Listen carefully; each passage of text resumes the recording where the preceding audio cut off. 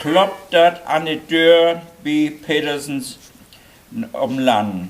Ein junger Kerl, bewaffnet mit Stift und Fragebogen, stellt sich im Ver.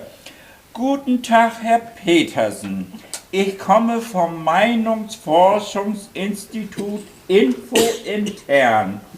Wir machen eine Umfrage zu verschiedenen Bürgerthemen.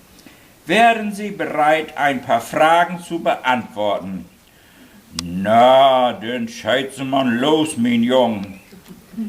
Und der junge Kerl stellt seine Fragen und notiert eifrig Hanses Antworten am Ende. Und er meint dann schließlich, dürfte ich jetzt wohl noch Ihre Frau um ihre Meinung befragen? Oh, Hans, der schüttelt bloß ein bisschen mit dem Kopf.